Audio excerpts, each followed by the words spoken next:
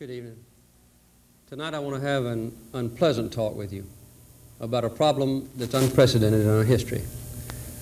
With the exception of preventing war, this is the greatest challenge that our country will face during our lifetime. The energy crisis has not yet overwhelmed us, but it will if we do not act quickly.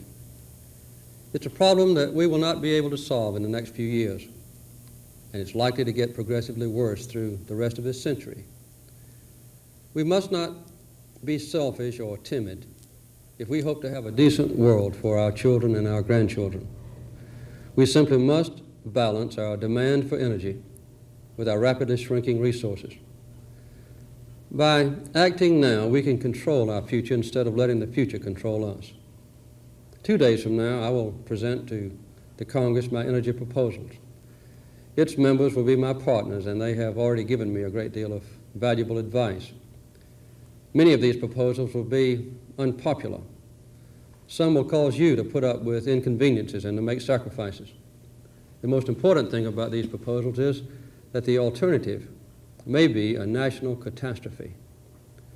Further delay can affect our strength and our power as a nation. Our decision about energy will test the character of the American people and the ability of the President and the Congress to govern this nation.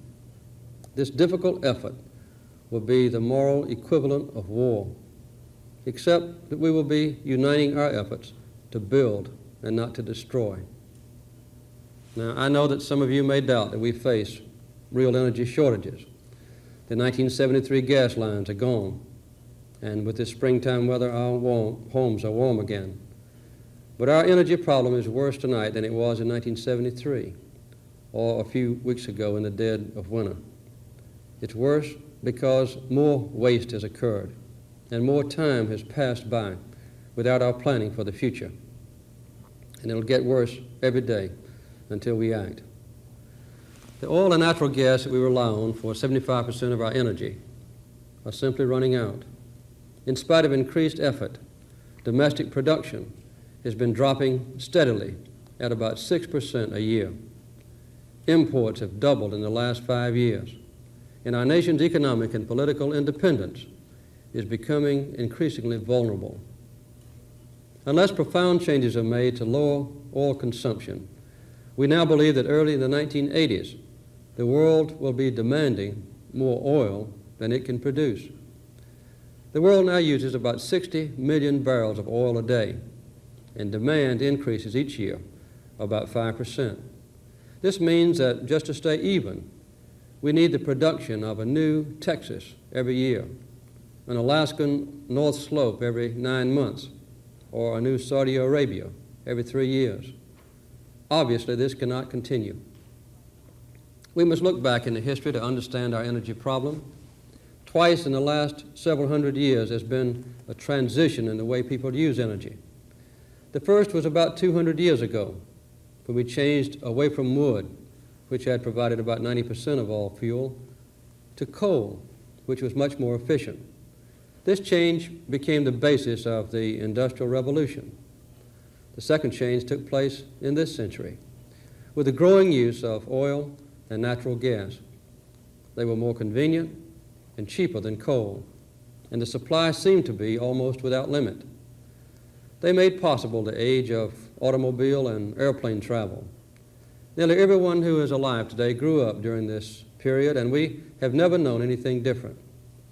Because we are now running out of gas and oil, we must prepare quickly for a third change, to strict conservation, and to the renewed use of coal, and to permanent renewable energy sources like solar power.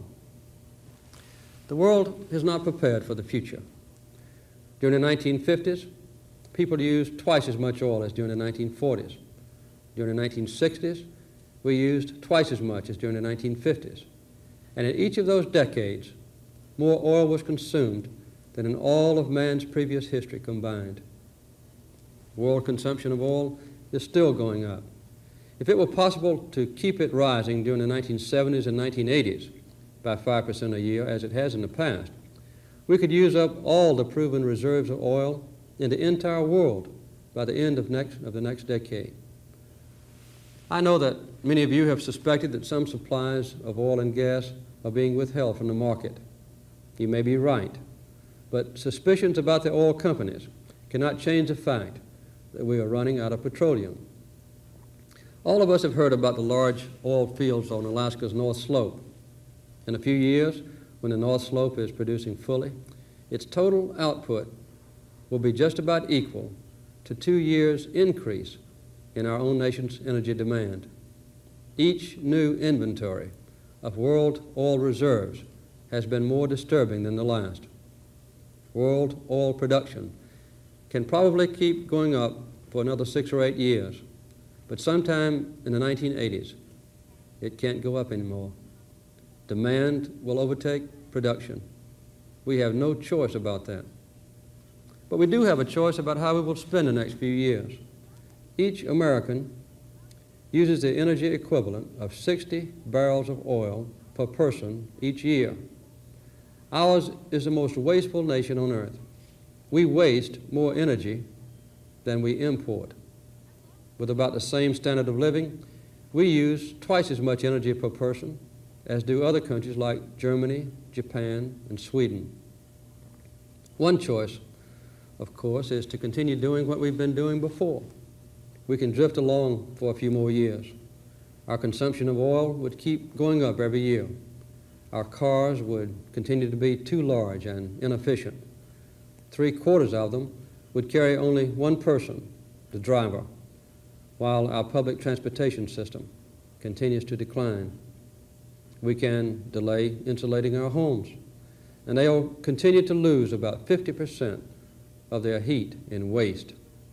We can continue using scarce oil and natural gas to generate electricity and continue wasting 2/3 of their fuel value in the process. If we do not act, then by 1985, we'll be using 33% more energy than we do use today. We can't substantially increase our domestic production, so we would need to import twice as much oil as we do now. Supplies will be uncertain. The cost will keep going up. 6 years ago, we paid $3.7 billion for imported oil. Last year, we spent $36 billion for imported oil, nearly 10 times as much. And this year, we may spend $45 billion. Unless we act, we will spend more than $550 billion for imported oil by 1985, more than $2,500 for every man, woman, and child in America. Along with that money that we transport overseas, we will continue losing American jobs and become increasingly vulnerable to supply interruptions. Now we have a choice, but if we wait, we will constantly live in fear of embargoes. We could endanger our freedom as a sovereign nation to act in foreign affairs.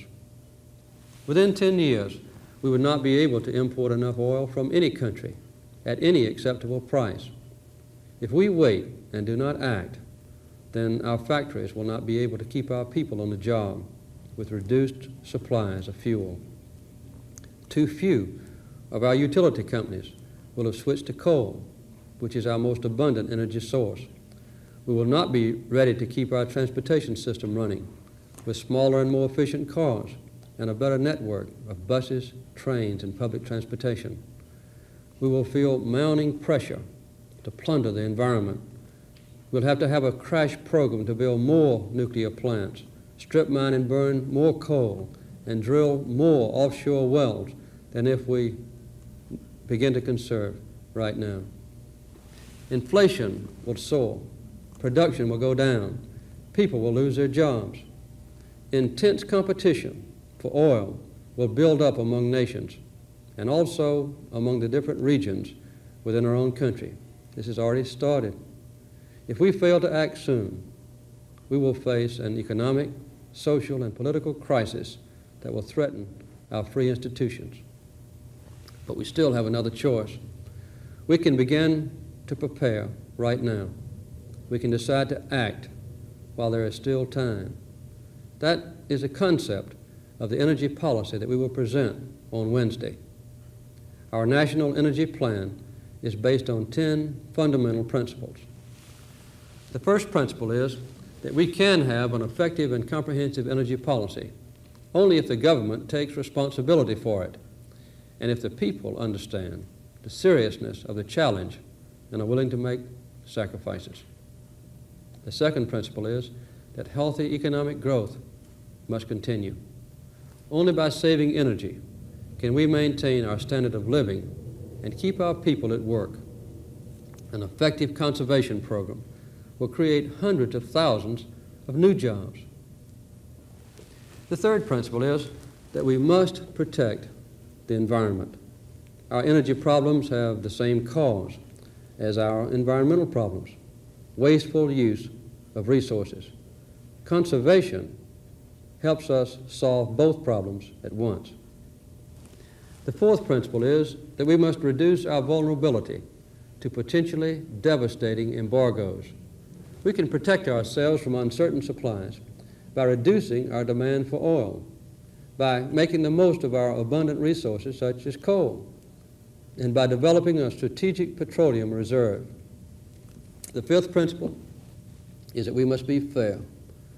Our solutions must ask equal sacrifices from every region, every class of people, and every interest group. Industry will have to do its part to conserve, just as consumers will. The energy producers deserve fair treatment, but we will not let the oil companies profiteer.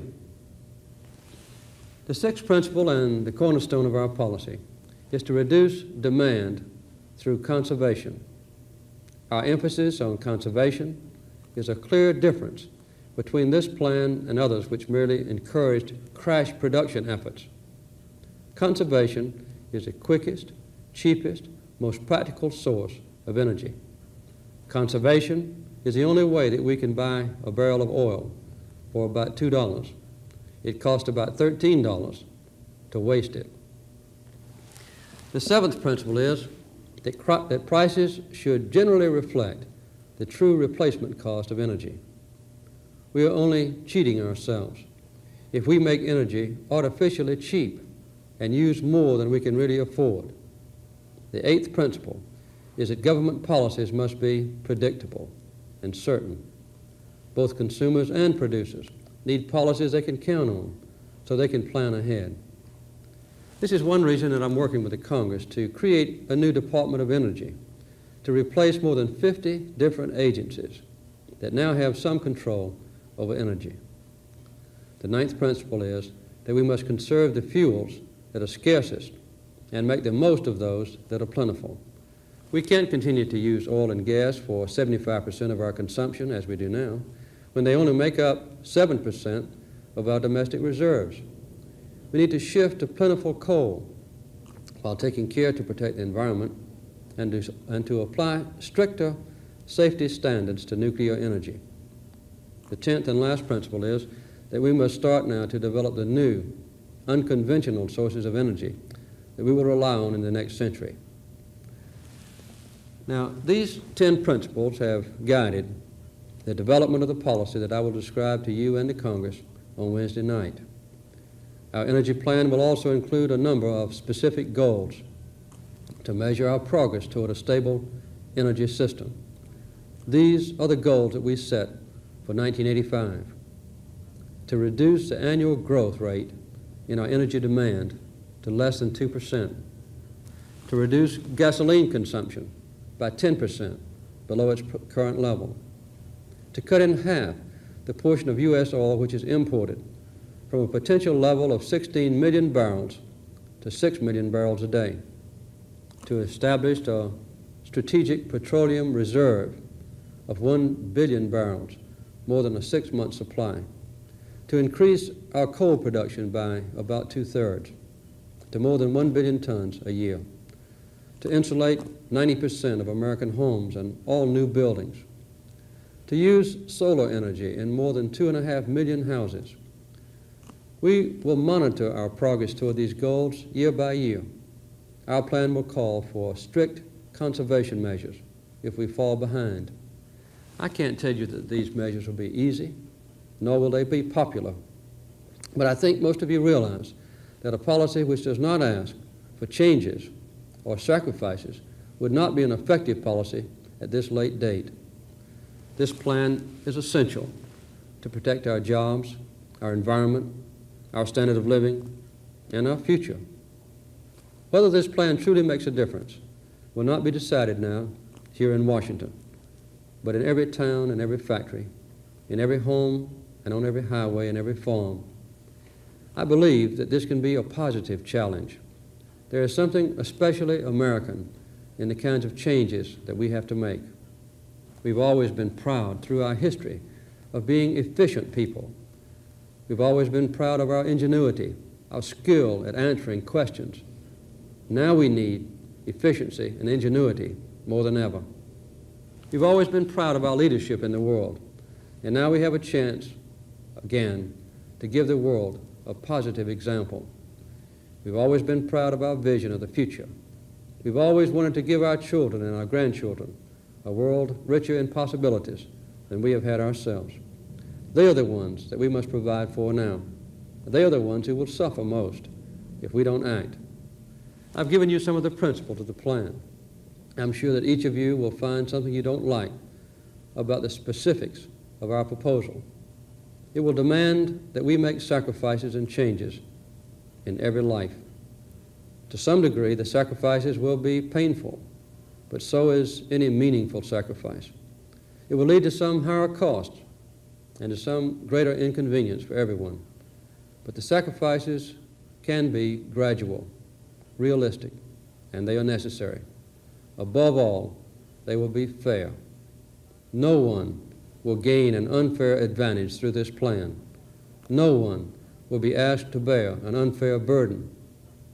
We will monitor the accuracy of data from the oil and natural gas companies for the first time so that we will always know their true production, supplies, reserves, and profits. Those citizens who insist on driving large, unnecessarily powerful cars must expect to pay more for that luxury. We can be sure that all the special interest groups in the country will attack the part of this plan that affects them directly. They will say that sacrifice is fine as long as other people do it, but that their sacrifice is unreasonable or unfair or harmful to the country. If they succeed with this approach, then the burden on the ordinary citizen who's not organized into an interest group would be crushing. There should be only one test for this program, whether it will help our country. Other generations of Americans have faced and mastered great challenges. I have faith that meeting this challenge will make our own lives even richer. If you will join me so that we can work together with patriotism and courage, we will again prove that our great nation can lead the world into an age of peace, independence, and freedom. Thank you very much, and good night.